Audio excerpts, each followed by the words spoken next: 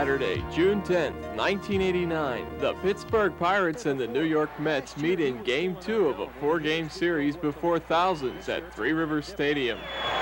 Van Slyke lines it down the line. He'll run for a while, leaned around second on his way to third. He'll be waved home. Here's Strawberry's throw. Van Slyke is on his way to third with a triple, and the Pirates have tied the ball game. As usual, this night's matchup proves to be an exciting one. Having witnessed a win the first night, Pirate fans on hand gain enthusiasm for win number 2 tonight. Stadium attendance has reached over 27,000, but thousands more watch the game from their living rooms thanks to KDKA TV2, the Pirate Network flagship station. It is great to have you with us tonight in Three Rivers Stadium for Game With 4 announcers, a crew of 20, and a rented $2.5 million production facility, KDKA will deliver the best view of the entire game to households all over western and central Pennsylvania. We're live from Three Rivers Stadium in Pittsburgh, Pennsylvania for Game 2 of a 4-game series between the Pittsburgh Pirates and the New York Mets. Many will watch, but few will realize just how much effort goes into a Pirate broadcast. Until now. Stand by dissolve, still storing graphics dissolve.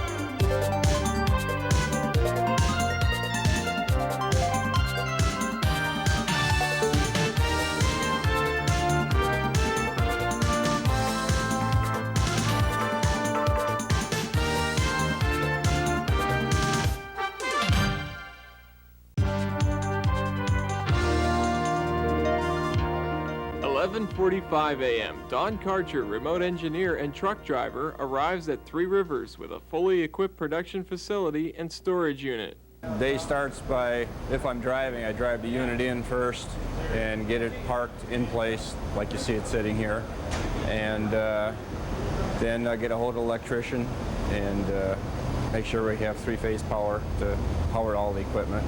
His responsibility for the next 10 to 12 hours will be to assist the crew members in setting up the equipment.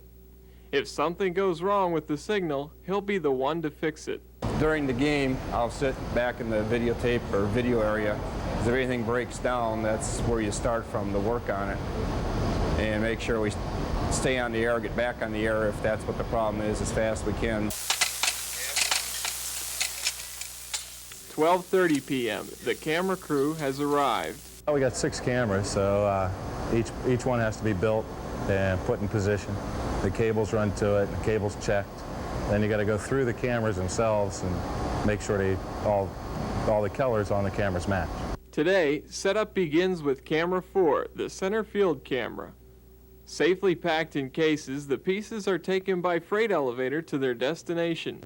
Everything from the tripod to the lens of a full-size studio camera is assembled in place. The crew continues to work despite what looks to be the beginning of rain showers.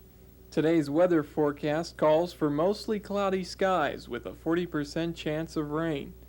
That creates a problem for the man in charge of the broadcast, producer Bill Schisler. Well, it's a problem if we go into a rain delay, yeah. Because all we do is sit in the truck and do nothing, you know. A lot of people being paid a lot of money to do this broadcast, and they're not working when there's a rain delay. They will continue to set up, however, under the assumption that the rain will not cause a delay, and the game will be broadcast as planned. What are they going into? Okay, when you split the 3, okay, there's that one male that goes into the line amped in. Right. The output goes in to number 5. Right. At the same time cameras are being set up throughout the stadium, audio engineer Brad Sheldon and his assistant run cables for the audio portion of tonight's broadcast. Sheldon's setup includes 5 microphones in the announcer's booth and 8 more microphones strategically placed throughout the stadium for stereo effects and background sound. Well, if you ever go to a ball game and you get a good seat, you can hear all that stuff. And when I started doing this, I was watching games on TV, and you could hear the crack of the bat, and that was it, maybe the third or first. I go out and I watch batting practice, and I could hear play the second base and guys talking, and I said, there's got to be a way to pick that up. So I just, over the years, discovered where to place the mics. Spread it out. I still can't get second base, but I'm trying. 2 mics are used to pick up the crowd, while 2 more pick up the crack of the bat. which will use a variation of left-handed batters, right-handed batters. I have a mic that plays at first base. I have a mic that plays at third base, shortstop. And I have mics on the cameras which get high moms and dugout shots. In addition to microphones, headsets for the crew must also be set up. There's stage managers, and we have a radar graphic. We have to hook up lines to the guy who tells us how fast the ball is going. During the game, Sheldon will put the finishing touches on the broadcast with pre-recorded effects, like the Giant Eagle home run cash register. Stand by dissolve, still storing graphics. Dissolve, stand by, hit the card, Jackpot at $200. Mary Finsick from Bell Vernon, Pennsylvania is our contestant. Right now, he will spend the rest of his afternoon testing headsets and making sure that when the mics are activated, the right voice is on the other end. Okay, here's talk back on the play-by-play. Oh yeah, I hear it fine. Did you hear that in the play-by-play? Yeah, I sure did. While some of the crew finishes up camera assembly inside the stadium, Director Lonnie Dale arrives and begins building graphics with others in the truck. Generally, when I get here, the crew's all set up, everything's ready to go, so it's a process of me putting all the elements together that the producers put together for us, stuff ahead of time before he gets here. Graphics are one of our big things in this broadcast. We start working at 5 hours before the broadcast, building all the graphics that you'll see during the day. It takes 5 crew members to make up tonight's lineup graphics. The tape operator located in the back of the truck will play back shots of the players on one of 3 Ampex 1-inch machines. The graphics operator, Tom Thomas, will provide the players' names with a Chiron character generator, while the still store operator, Brian Johnson, calls up the graphic background. All the components are mixed together by the technical director with a Grass Valley switcher. When Director Lonnie Dale is satisfied with the composition, the finished product is recorded in the still store to be recalled later during the game. Well, tell them, let's go. We really need to rehearse some rock and roll. It is now 6:42 p.m., 18 minutes before the game and the broadcast are to begin. Crew members wait for the director's cue to rehearse the opening. Ready to rock and roll? Do we not have that information? I think I have it. Here we go. Black on line. Stand by to roll B. Start off on Fire up B, fire up A. Stand by to roll B, stand by to come up on B. Here we go. The out cue is Pizza Hut making it great for you. Stand by in 5, 4, 3, roll B. 1. Up on B, open. track it. Here's the tape. We'll have just effects audio underneath this, Brad, from the crowd, whatever the crowd's doing. Stand by to roll A. Rehearsal is underway. The crew will rehearse the open in its entirety to make sure that everyone is familiar with their responsibilities. It is at this point that any problems with the format of the open will be worked out. Change still store. Stand by to slide it over. And for the New York Mets, the guy was simply outstanding. Practice is almost over, and so far no mistakes have been made. Roll D. We'll have the Pirates and the Mets right here on the Pirates Television Network. Music underneath. Stand by to fade black. 2:30, take it out. Fade black. That's what it looks like, boys and girls. We do it at 2:30. So you okay on time? Yeah, it's a little tight. What time's the anthem hit? The anthem hits before the hour. Okay. 58. That was very good. Was that time all right or too long? That time is 2:30, counting everything. A That's little bit everything. too long. but Yeah, it's okay. I'm going to shorten up some of what I said at the beginning. just a tiny bit long. I'll come to a 2-shot then. I was on a single of you. I'll come to a 2. Yeah, I think you might as well just come to it too. Thanks, Lonnie. That'll probably save 10 seconds. Okay, 7 it'll o'clock, just be yeah. a 2-shot, Michael, on when we do it. You can put 3 online. You can keep graphics just so they know where we are.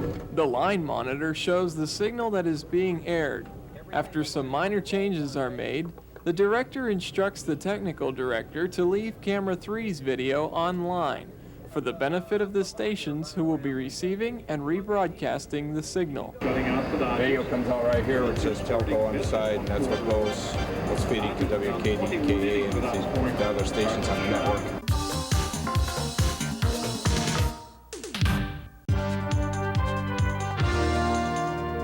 (6:49 p.m.) KDKA's John Sanders, tonight's announcer for the first 4.5 innings, spots injured catcher Mike LaValliere running on the field. We can use that because LaValliere is going to go with the Pirates on their next trip to St. Louis. Oh, okay.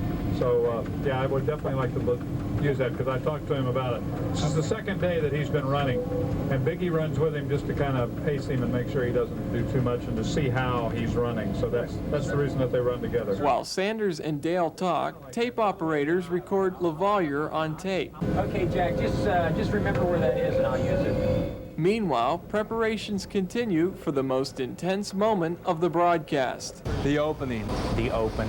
The open is always very intense. No matter how long you've been doing this and no matter what sport it is or whatever you do, it's the opening. Because we have so many extra things to get in. From the video tease that we're playing back and the game open that we're playing back and getting the lineups all set to go and the talent all set to go and stuff. So the open has a lot of pressure to it. Because it's like, 30 seconds, everything is quiet and you go to black, and they start the countdown 10, 9, 8, 7, 6, and you zero and you bring everything up, and if it's not there, it's like, ah! Because it's just kick off the broadcast, you want it to be right. Once we're on the air, I usually sit back and relax then, because it's just the initial making sure that we're getting to wherever up on the satellite and all that, doing all the check-ins, and once I know the station's happy, then I sit back. Okay, Michael, it'll just be a two-shot on these guys. Stand by, roll on B. Stand by to come up on B. Stand by to roll A. Dog is set for a minute to showtime. Minute to showtime. Tension builds as the countdown reaches the 1-minute mark. The moment that everyone has been preparing for since 11:30 this morning is now less than 60 seconds away. All that is left to do for most of the crew is wait.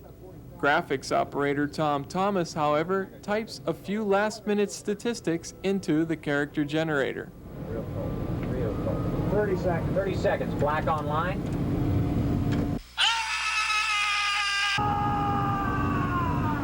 Slight little bit. Stand by to roll B. Stand by to come up on B. Stand by to Tension track. breaker. Had to be on early enough. Every game. 15. Have fun tonight. And pray for 2.5 hours. Okay, about 10. Yes. Stand by. Here we come. 4, 3, roll B. Up on B, track B. It is now 7 p.m. Effects are underneath. The broadcast begins. Stand by to fade your effects.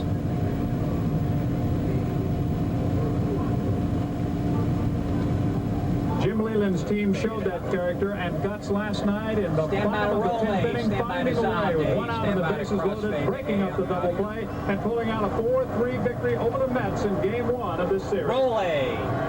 Dissolve. Making it great for you. Stand by to roll D. The dog machine. Stand by to dissolve, dog. Pirates 89 is sponsored by... As in rehearsal, so far everything is going well. The technical director stands by as the videotape part of the open plays. With over 100 buttons in front of him, he is ready to make the next visual transition whenever the director calls for it. Roll We're D. making it great for you. Dissolve. We're live from Three River Stadium in Pittsburgh, Pennsylvania for Game 2 of a 4-game series between the Pittsburgh Pirates and the New York Mets. You'll see a lot of folks here tonight with sweaters and jackets on. It's a bit cool, but a very pleasant night, especially for the pitchers. Welcome to the ballpark along with Steve Last and Ryan Paterno, Jim Rooker. I'm John Sanders. Yes, the same team that gave up that 10-run lead in Philadelphia the night before. Really grinded one out last night. The open will last just 2 minutes and 30 seconds. A short time considering the projected length of the entire broadcast is 2.5 hours. Slide it out. That is David Cohn Roll against Randy D. Kramer. We'll be back with the first pitch right here. D. From Music Three underneath. Rivers on Play in the Pirates graphics. Television Stand by to Network. fade black. You can break, Michael. 5, 4, 3, 2, 1. Fade black. It's Clear clear. for 1 minute. We're gone for a minute. Opening looked good, folks. Opening looked good. As producer Bill Schisler congratulates the crew on their opening performance, audio engineer Brad Sheldon breathes a sigh of relief. Now they must prepare for a night of what may be the most difficult sport to cover. Football and basketball is always left to right, and the action's always where the ball is. Baseball, it's not. The action could be around a base when the ball's going down the right field line, you know, or somewhere else and stuff. By now, every member of the crew is involved in the process of broadcasting the baseball game. But keeping up with the action falls primarily on the shoulders of the 6 cameramen. The later innings get a little rougher. You know, you start to lose concentration, and it gets, if it goes real long and if it's a real boring game, you can start to get a little slow toward the end. But no, baseball's a lot of fun. You can have a lot of fun doing baseball. Here we come, 2 in graphics, up on it. The high home position is camera 2. Standby dissolved to 6. Which is either behind home plate or we put it out in the left field right over the power alley. So that we can get plays of line drives coming at third baseman. We can follow plays from third base to second base to first base for double plays. This is so pretty. So pretty. Ready 4 without it on a take.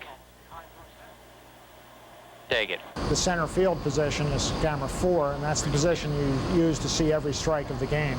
Ready 1. Take it. Our low third position, which does close-ups of players and other things, is our camera 1. Pitcher on 5. Pitcher on 5. Ready 5. Take. Then we have camera number 5, which is our low first position. Ready 3 if he throws over. Ready 3. Take 3. The high first position is camera 3. I'm going to set up the split screen between 2 and 3. Each camera operator is responsible for catching the action in his assigned area. You're on your own, you know, you do a lot of replay, and if you get the replay, you got to feel real good. Could be a triple. Van Slyke is on his way to third with a triple, and the Pirates have tied the ball game. Then, if the play goes well, it's up to the tape operators to give viewers another look. You guys got anything? Not really. All the way on A. Yes, you see it on the graphic, stand by a white to A, white bay. How many times we saw Andy do just this, hit a low fastball just inside the right field line and run a while. He had 15 triples last year that led the National League. That's his second of this year.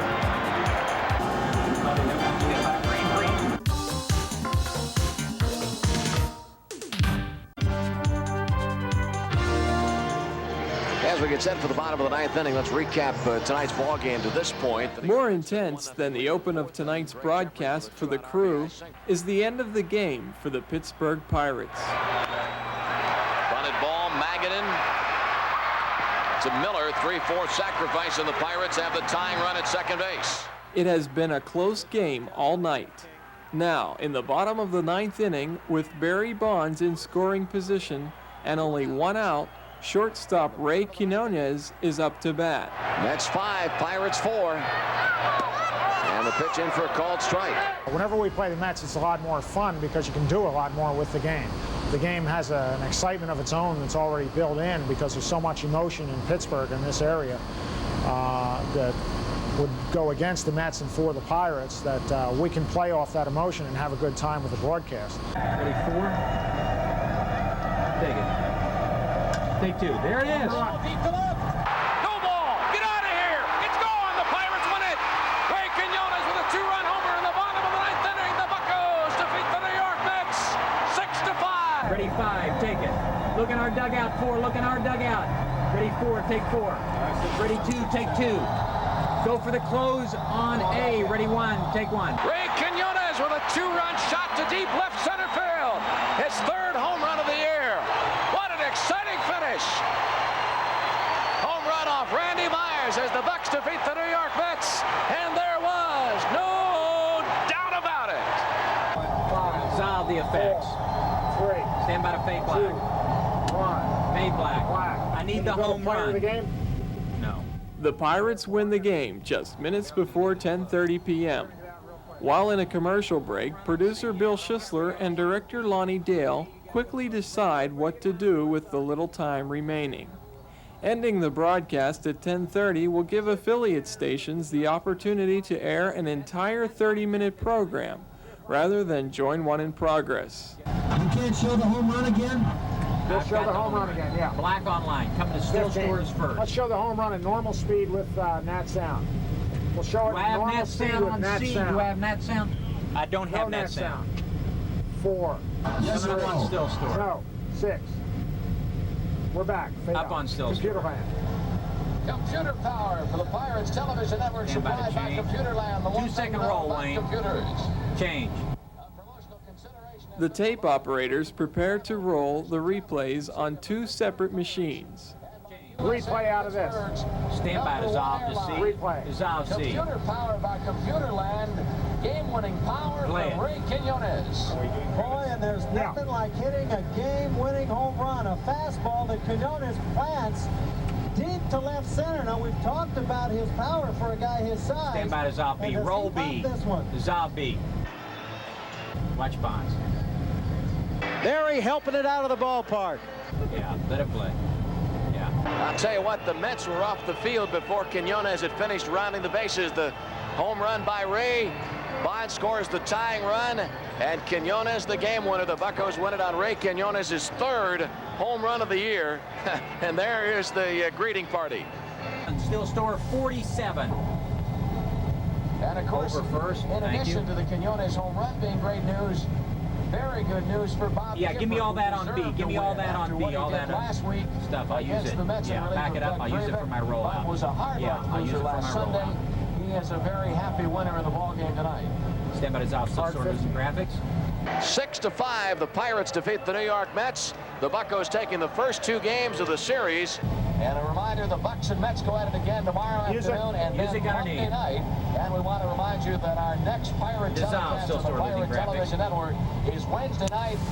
Stand by, dissolve to B with graphics. Against the Philadelphia Phillies. Hope you'll be with us for the action. B with graphics. The executive producer of Pirates Baseball is Jane Adair.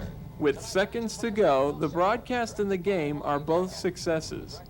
Bill Schisler, who has been on the phone with the KDKA control room throughout the game, receives word that the station is back in regular programming. Okay, Frank, thanks. Let me see. We need anything else? Are they all done?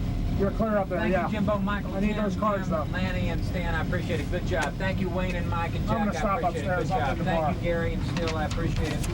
Thanks, video. Good job, people. We're all done. You can put black underneath it. You can rip off the Good tape. stuff on that home run guy. That's a look at a Pirate broadcast close up. Thank you for watching.